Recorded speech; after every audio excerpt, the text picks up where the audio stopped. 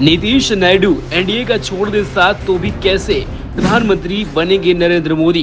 7 scenario से आज आपको आपके सवालों का जवाब दे देंगे। दरअसल लोकसभा चुनाव के नतीजे अब साफ हो चुके हैं। अब सवाल सरकार बनाने का उठता है। बीजेपी अपने बूते बहुमत हासिल नहीं कर पाई है, लेकिन उसकी एनडीए ने 292 सीटें जीत ली हैं, यानी कि बहुमत से 20 सीटें ज्यादा। दूसरी तरफ नजर डालें, 234 सीटों वाला इंडिया अलायंस भी सरकार बनाने की जुगत में लगा हुआ है, लेकिन पलड़ा भारी एनडीए का ही है। मोदी लगातार तीसरी बार प्रधानमंत्री बनने से कुछ ही दिनों की दूरी पर हैं, मगर कैसे, आइए समझते हैं एक एक सिनेरियो से। सबसे पहले दोनों गठबंधनों के आंकड़ों पर हम नजर डालेंगे। लोकसभा में 543 सीट हैं। सरकार बनाने के लिए कम से कम 272 सीटें चाहिए। बीजेपी की अगुवाई वाले एनडीए गठबंधन को 292 सीटें मिली हैं। पहला सिनेरियो पर नजर डालें। अगर चंद्रबाबू की टीडीपी एनडीए का साथ छोड़ती है तो एनडीए के पास 252 सीटें हैं। इनमें टीडीपी की हिस्सेदारी 16 है। अगर टीडीपी इंडी अलायंस के साथ जाती है तो एनडीए के पास 276 सीटें बचेंगी, यानी बहुमत से 4 सीटें ज्यादा। एनडीए की सरकार बन जाएगी। अब नजर डालते हैं 292 में अगर 16 माइनस कर दें तो 276, यानी कि एनडीए को ही बहुमत है।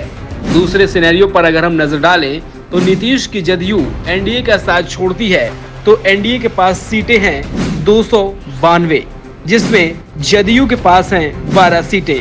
अगर जदयू इंडी के साथ जाती है तो एनडीए के पास 280 सीटें रहेंगी, यानी बहुमत से 8 सीटें ज्यादा हैं, तो एनडीए की सरकार बन जाएगी। अगर तीसरे सिनेरियो पे हम नजर डालें, टीडीपी और जदयू दोनों अगर एनडीए को छोड़कर जाते हैं तो टीडीपी की 16 और जदयू की 12 सीटें मिलकर आंकड़ा पहुंचेगा 28 का। अगर एनडीए की 292 सीटों में से टीडीपी और जदयू की सीटें माइनस कर दें तो आंकड़ा पहुंचता है 264, यानी बहुमत से 8 सीट कम। ऐसे में एनडीए सरकार बहुमत से पीछे रह जाएगी। उधर टीडीपी जदयू यानी 16 + 12 बराबर 28 सीटें होती हैं। अब 292 में 28 कम कर दे तो 264 आया, यानी बहुमत से 8 सीटें एनडीए पीछे हो गया। पहले और दूसरे सिनेरियो में एनडीए के पास बहुमत है। ऐसे में प्री पोल अलायंस का बहुमत मिलने की स्थिति में राष्ट्रपति एनडीए के नेता को सरकार बनाने के लिए इनवाइट करेंगे। गठबंधन के नेता होने की वजह से मोदी प्रधानमंत्री पद की शपथ लेंगे।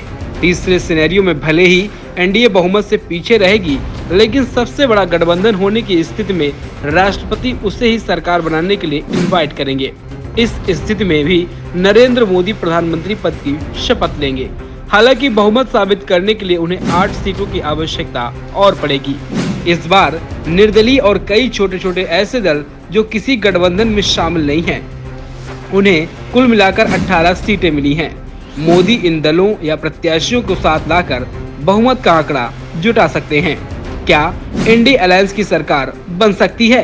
अब सवाल यह भी उठेगा, तो आइए समझते हैं कि आखिर कैसे। पहला सिनेरियो, अगर जदयू एनडीए छोड़कर इंडी अलायंस के साथ आ जाए तो जदयू के पास 12 सीटें हैं, वह एनडी अलायंस के पास आता है तो इनका आंकड़ा पहुंचेगा 246। इसके बाद भी वह बहुमत के आंकड़े से 28 सीटें पीछे हैं। अब नजर डालते हैं दूसरे सिनेरियो पर।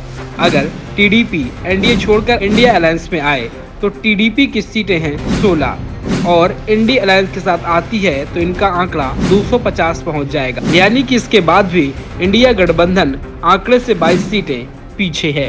अगर तीसरे सिनेरियो पर हम नजर डालें, अगर जदयू और टीडीपी दोनों इंडिया अलायंस के साथ आ जाएं तो टीडीपी और जदयू को मिलाकर 28 सीटें हैं।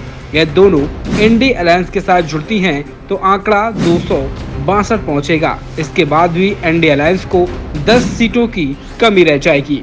चौथे सिनेरियो पर नजर डालें, अगर जदयू टीडीपी लोजपा इंडिया के साथ आ जाए तो टीडीपी की 16, जदयू की 12 और लोजपा की 5 सीटों को मिलाकर इंडिया अलायंस की सीटों में शामिल करें तो इसका आंकड़ा पहुंचता है 267, यानी बहुमत से 5 सीटें कम। यानी इन तीनों पार्टियों के साथ आने के बाद भी एनडीए अलायंस बहुमत से पीछे रह जाएगा। अब अगर नजर डालें इलेक्शन पर, इलेक्शन के नंबर गेम से साफ है कि नरेंद्र मोदी देश के तीसरी बार प्रधानमंत्री बनने जा रहे हैं। संवैधानिक रूप से भी मोदी का पलड़ा ही भारी है। दरअसल भारत के राष्ट्रपति परंपरा के मुताबिक सबसे बड़े अलायंस या सबसे बड़े दल को सरकार बनाने के लिए इनवाइट करते हैं। इस चुनाव में 292 सीटों के साथ एनडीए सबसे बड़ा गठबंधन है और 240 सीटों के साथ बीजेपी सबसे बड़ा दल।